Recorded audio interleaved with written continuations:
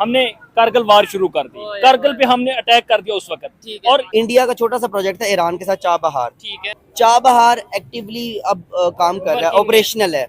पूरी दुनिया को पता है कि पाकिस्तान में उनके अपने कॉन्स्टिट्यूशन की क्या हैसियत है। पाकिस्तान के साथ क्यों नहीं रिलेशन बेहतर होते? इसमें हमारी गलती है या उनकी गलती? मैं तो यही समझूंगा कि हमारी गलती है। लेकिन इंडियन गवर्नमेंट की तरफ से ये न्यूज आई है कि भाई उनके ट्रेड मिनिस्टर पाकिस्तान में नहीं आएंगे। ऑनलाइन तो काफी दिनों के इंतजार के बाद पीएम मोदी ने कंगाल पाकिस्तान पर एक ऐसा बॉम्ब फेंक कर मारा कि सारे कंगालिस्तानी बेचारे ना होश में हैं ना बेहोश हैं, सदमे में हैं। देखो कुछ दिनों पहले ये न्यूज आई थी कि पीएम मोदी पाकिस्तान जा सकते हैं। क्योंकि वहाँ पर होने वाला है एससीओ का मीटिंग, और दोस्तों इस हिसाब से जितने भी मेंबर है वहाँ के हेड ऑफ स्टेट को उस मीटिंग में जाना था। तो इसको होस्ट कर रहा था पाकिस्तान। तो पाकिस्तान काफ़ी खुश था क्योंकि पीएम मोदी वहाँ पर जाएंगे तो पाकिस्तान की नैया पार लगाएंगे। क्योंकि पूरी दुनिया में दोस्तों अब पाकिस्तानियों को समझ आ गया है कि बाप बाप ही होता है यार। मतलब नैया जब डूबने वाली होती है सब सिर्फ फ़ायदा उठाते हैं, जो नैया पार लगा सकता है वो बाप ही होता है। तो इस हिसाब से दोस्तों पाकिस्तानी काफ़ी ज़्यादा खुश थे कि चलो पीएम मोदी नहीं आएंगे तो एस जयशंकर को ज़रूर भेजेंगे और हम कोई ना कोई उनसे भीख में कोई ना कोई ऐसा मतलब काम करवा ही लेंगे जिससे पाकिस्तान का थोड़ा बेड़ा जो गर्क हो रहा है उसमें सुधार हो जाए। लेकिन दोस्तों अब पाकिस्तान को इंडिया वालों ने मना कर दिया, ना ही पीएम मोदी जाएंगे ना ही एस जयशंकर जाएंगे। तो इससे पाकिस्तानियों के बुरे हालात हो गए हैं। तो पाकिस्तानियों से ही जानते हैं भाई उनका क्या रिएक्शन है, क्या सोचते हैं इसके बारे में वो। तो चलिए बढ़ते हैं पाकिस्तान की तरफ, फिर मिलते हैं वीडियो के एंड में। पाकिस्तान का जो नेबर कंट्री जो सबसे बेहतर डेवलपमेंट की तरफ और उसकी इकोनॉमी बेहतरी की तरफ जा रही है वो कौन सा कंट्री है? इंडिया। इंडिया और चाइना दोनों ही हैं। ठीक है, चाइना तो डेफिनेटली पहले से ग्रो कर रहा था, लेकिन इस time fastest growing economy India है। पाकिस्तान के साथ अभी खबर ये है कि पाकिस्तान ने एससीओ की मीटिंग में जो ट्रेड मिनिस्टर्स होते हैं उन्हें इनवाइट किया। इंडिया भी एससीओ का मेंबर है, लेकिन उन्होंने बोला कि हम पाकिस्तान नहीं आएंगे, यानी पाकिस्तान के साथ नो ट्रेड नो मतलब रिलेशन। उन्होंने बोला कि भाई ऑनलाइन हम ये सेशन अटेंड करेंगे। क्या वजह है, पाकिस्तान के साथ क्यों नहीं बिजनेस करना चाहते, क्यों नहीं रिलेशन बेहतर करना चाहते? एक्चुअली पता क्या बात है, कोई भी चीज़ है ना वो ग्रास रूट पे देखी जाती है। ठीक है, आप बैकग्राउंड पर जाएं, पाकिस्तान 1947 से ऑनवर्ड चले ना, हमने जिनके साथ भी ट्रेड कॉन्ट्रैक्ट्स किए ड्यू टू पॉलिटिकल इंस्टेबिलिटी उसको कैरी ऑन ही नहीं कर सके। यानी एक ही हुकूमत आई ड्यू टू सम रीजंस, ठीक है, वो जब खत्म हुई तो वो कॉन्ट्रैक्ट जो थे वो ऑब्सोलीट हो गए, वो बीच में रह गए एज इट इज। अब ईरान के साथ हमारा कॉन्ट्रैक्ट था गैस का, वो कॉन्ट्रैक्ट अभी तक उसको बल्कि इवन के पेनल्टीज पाकिस्तान को पड़ने वाली है। रीजन क्या है कि पाकिस्तान उसको एग्जीक्यूट ही नहीं कर रहा। ऐसे ही है, whatever the reasons are, लेकिन एग्जीक्यूशन तो करो यार, आप उसको एग्जीक्यूट। उन्होंने तो इंटरनेशनल कोर्ट पे हमारे ऊपर फाइन रख दिया और वो फाइन इतना है $18 बिलियन के अप्रोक्सीमेटली।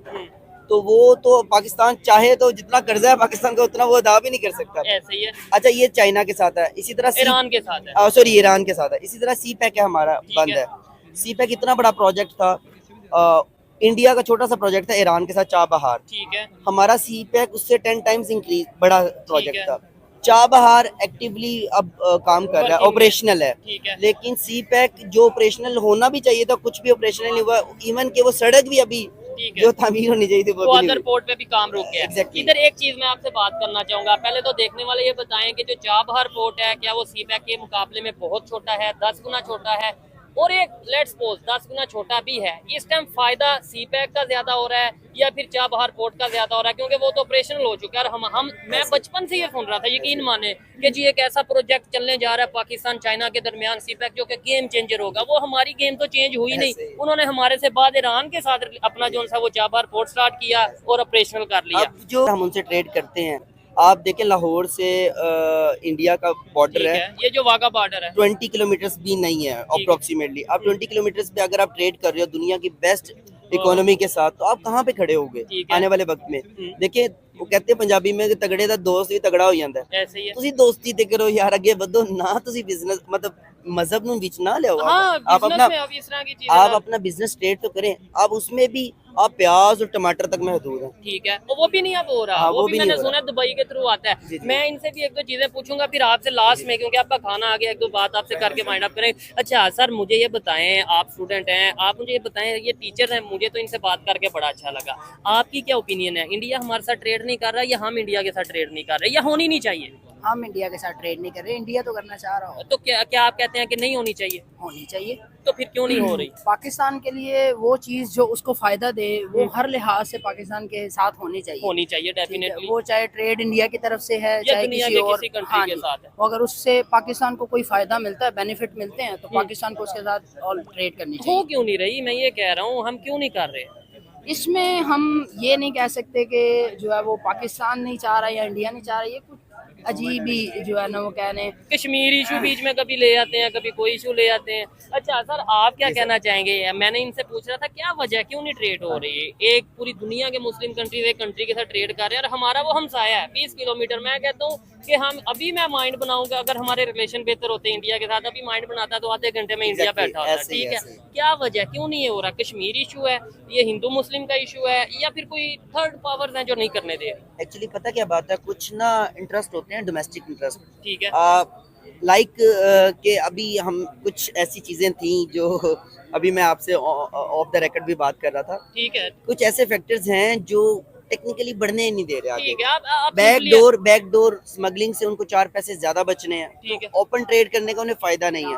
ठीक है, हाँ, जैसे कि ईरान जैसे से ईरान के साथ कर रहे हैं, अफगानिस्तान के साथ कर रहे हैं। हम्म। अब देखे, कहा जाता है कि ईरान से जी तेल आ रहा है, सर आ कैसे रहा है?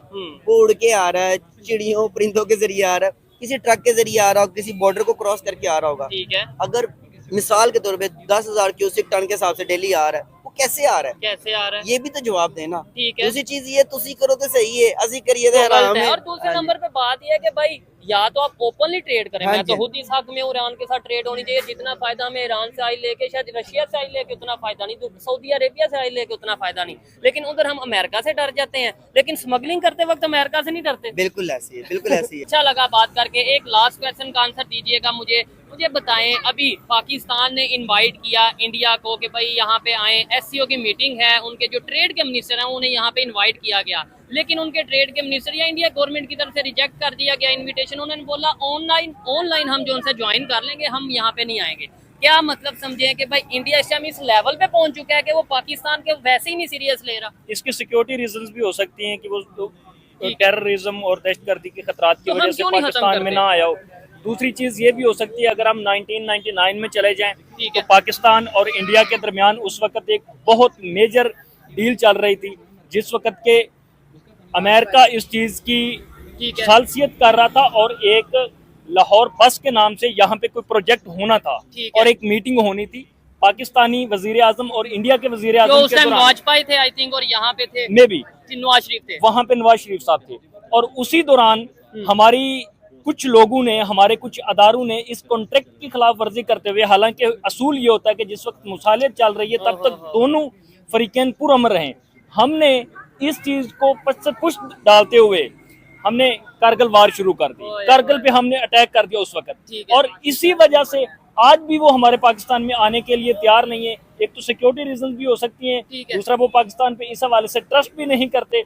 कि एक साइड पे हम कहेंगे भाई आ जाओ हमारे साथ बिजनेस करो जैसे, और ये भाई नहीं कह रहे, ये तो बड़ी ऑथेंटिक स्टेटमेंट है। ये तो हमारे जो पाकिस्तान के 3 बार प्राइम मिनिस्टर रह चुके हैं नवाज शरीफ साहब, उन्होंने कुछ माह पहले ये स्टेटमेंट दी थी कि भाई कारगिल वाज आवर मिस्टेक, यानी कि कारगिल हमारी मिस्टेक थी। और ये अब तो पूरी दुनिया को पता है। क्या समझते हैं, ऐसे नॉन सीरियस बिहेव रहेगा पाकिस्तान गवर्नमेंट का सिर्फ इंडिया को लेके नहीं, पूरी दुनिया के हवाले से? तो क्या हम आइसोलेट नहीं हो जाएंगे? मतलब दुनिया से कट के कोई दुनिया का कंट्री इन्वेस्टमेंट नहीं कर रहा, महंगाई बढ़ती जा रही है।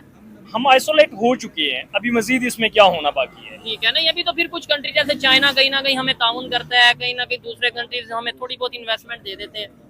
असल में हमारे यहाँ पर डेमोक्रेसी खत्म हो चुकी है, रूल ऑफ डेमोक्रेसी जो है वो खत्म हो चुका है, और जैसे जैसे यहाँ पे हमारी जमहूरियत का निज़ाम खत्म होता जाएगा, इस वजह से बहुत सारे और भी मसाइल पैदा होंगे। और डेफिनेटली जहाँ पे आप डिक्टेटरशिप जहाँ पे आपको देखने को मिल रही है, ठीक है, तो किसी की कोई चीज सिक्योर नहीं है। अभी इस वक्त आप नहीं, इस टाइम तो डेमोक्रेसी है ना, आप डेमोक्रेसी है, लेकिन सो कॉल्ड डेमोक्रेसी हम इसको कह सकते हैं। ठीक है। अब आप रियल स्टेट के बिजनेस को देख लें, वो सारा उसमें 95% लोग आपको अपनी जो प्रॉपर्टीज हैं वो सेल करने वाले मिलेंगे, आपको बाय करने वाला मार्केट में कोई बंदा ही नहीं मिल रहा है, क्योंकि टैक्सेस इतने ज्यादा इन पे इनहांस कर दिए गए हैं कि जिसकी वजह से लोगों की अपनी जो एक्चुअल इन्वेस्टमेंट्स हैं वो नहीं निकाली जा रही, वो डूबने को हैं। ठीक है, तो ऐसी सूरत में हैं। खैर, यहाँ पे अगर इस तरीके से लॉजिकल बात करने वाले लोग पाकिस्तान में मौजूद होंगे तो मैं समझता हूँ कहीं चाहे 1 साल नहीं, 10 साल नहीं, 15-20 साल में पाकिस्तान की सोच बदल सकती है। हम जब बिल्कुल सीधी सीधी बात ये रखेंगे, नहीं जी नहीं, पाकिस्तान का मतलब क्या, ला इलाहा इल्लल्लाह, पाकिस्तान में जज्बा बहुत है, पूरी दुनिया के नॉन मुस्लिम कंट्रीज हमारे खिलाफ हैं, इस वजह से हमारे पे मुश्किल वक्त है। आपको लगता है ये जो आज भी जैसे वो ज़ाद हामिद या इस तरीके से जो कुछ लोग हैं, नो डाउट हर एक की अपनी ओपिनियन है, लेकिन आज भी वो ये कहते हैं जी जो पाकिस्तान में आवाज उठाता है, जैसे उन्होंने अभी स्टेटमेंट दिया, महरंग बलोच को फांसी दे दो, मंजूर पश्तीन को फांसी दे दो, क्योंकि ये जो है ना पाकिस्तान के अगेंस्ट बात करते हैं। ऐसी सोच होगी तो आपको लगता है कि रिलेशन बेहतर होंगे या दुनिया हमें अमन की नज़र से देखेगी? मैं जब कानून का तालिब इल्म था तो मैं कॉन्स्टिट्यूशन को, कुरान मजीद और हमारी जो मुकद्दस अहादीस की किताबें हैं उनके बाद सबसे मुकद्दस किताब समझता था। जबरदस्त, क्योंकि इसी पे हमारा पाकिस्तान का सारा स्ट्रक्चर ठीक है, डिपेंड करता है। लेकिन बाद में जब मैंने हिस्ट्री को थोड़ा एक्सप्लोर करने की कोशिश की और मैंने रीड किया, ठीक है, और उसमें ये चीज़ें मेरे सामने आई कि आए रोज़ हमारे डिक्टेटर्स ने, हमारे हुक्मरानों ने, हमारे जो तबकात पावरफुल हमारे इस महकूम कौम पे जो हाकम है, उन्होंने इसको, हमारे इस मुकद्दस किताब को, कॉन्स्टिट्यूशन को अपने पाँव के तले रौंदा। और जिस वक्त तक अभी भी कॉन्स्टिट्यूशन में अमेंडमेंट का मसला हमारे पार्लियामेंट में ज़ेर बहस है, तो इसी वजह से मैं इस पे भी बात करना ज़रूरी समझता हूँ कि जिस वक्त हमारा कॉन्स्टिट्यूशन, इसको दुनिया का सबसे रिजिड तरीन कॉन्स्टिट्यूशन समझा जाता है। अच्छा, और हमारी जो हिस्ट्री है उसके मुताबिक इसको रिजिड तरीन कहा जाता है। ठीक है, लेकिन कोई भी किसी वक्त भी इसमें अमेंडमेंट कर देता है। ठीक है। अच्छा, नहीं, इसमें एक चीज ये देखें, कॉन्स्टिट्यूशन की अगर बात करें, इंडिया ने 1947 के बाद मतलब अपना कॉन्स्टिट्यूशन, अपना नया, अपने हिंदुस्तान का 1950 में कॉन्स्टिट्यूशन बना लिया। हम अब तक इसी चीज में कंफ्यूज हैं, कभी थोड़ी बहुत तरमीम, थोड़ी बहुत चेंजिंग्स कर लेते हैं, लेकिन गोरों का कानून अभी भी हम यहाँ पे चला रहे हैं। कॉन्स्टिट्यूशन की जहाँ तक बात है, कॉन्स्टिट्यूशन हम भी लेके आए। अच्छा, हमारा दूसरा कॉन्स्टिट्यूशन भुट्टो साहब लेके आए, लेकिन उसको भी बाद में एब्रोगेट कर दिया गया। और जो भी डिक्टेटर आता है वो उसको एब्रोगेट करके अपने इमरजेंसी नाफिज या तो कर देता है। और अभी भी एक किस्म की सिविल इमरजेंसी नाफिज है हमारे मुल्क में, और कॉन्स्टिट्यूशन की रिट नहीं मौजूद नहीं है। और जब तक कॉन्स्टिट्यूशन की रिट यहाँ पर मौजूद नहीं है तो स्टेट की रिट भी मौजूद नहीं है। और जिस वक्त हम कॉन्स्टिट्यूशन को फॉलो नहीं करते, बेसिकली किसी की, जैसे आप अभी बात पहले कर रहे थे कि जो बंदा बात करता है उसको उठा के कहीं जेल में फेंक देते हैं या उसको मर्डर कर देते हैं, फ्रीडम ऑफ स्पीच नहीं है। बंदा जो प्रोटेस्ट करने की कोशिश कर देता है, ये सारी चीजें कॉन्स्टिट्यूशन की वायलेशन है। इसी चीज को देखते हुए हमें सबसे ज्यादा तकलीफ होती है कि जो हमारी मुकद्दस तरीन किताब है, जिसकी बेस पे हमारे पाकिस्तान का पूरा लॉ का स्ट्रक्चर जिस पे खड़ा हुआ है, और जिसकी बेस पे बाकी हमारे तमाम अदारों और इंस्टीट्यूशंस के, पाकिस्तान ही उसी बेस पे चल रहा है ना, कॉन्स्टिट्यूशन की बेस पे कवानीन बनने हैं और रूल्स जहाँ से डेवलप होने हैं, उसी बेस को अगर हम नहीं रहने देते, तो ऐसी सूरत में पाकिस्तान कैसे ग्रो करेगा। अब इन चीजों का पूरी दुनिया को पता है कि पाकिस्तान में उनके अपने कॉन्स्टिट्यूशन की क्या हैसियत है, कौन बंदा कॉन्स्टिट्यूशन को पाकिस्तान में किस नजर से देखता है। जब उनको पता है कि यहाँ पे इनका जो बेसिक लॉ है, उस लॉ पे ये अमल दरामद नहीं करते, तो हमारे इन्वेस्टमेंट से मुतल्लिक, हमारी कंपनीज से मुतल्लिक, हमारे प्रोजेक्ट से मुतल्लिक इनके जो कवानीन होंगे, उनके जो एग्रीमेंट्स होंगे, उन पे क्या वो खाक अमल दरामद करेंगे। ठीक है, और यही मेन वजह। सो गाइस, वीडियो देखकर आपको कैसा लगा? आप अपने ओपिनियन कमेंट बॉक्स में ज़रूर कमेंट करें। साथ ही साथ इस वीडियो को लाइक और चैनल को सब्सक्राइब करें ताकि हमारी रीच बढ़े और लोग भी हमारी वीडियो देखकर एंटरटेन हो। तो चलिए दोस्तों, मिलते हैं किसी और वीडियो में, तब तक के लिए जय श्री राम।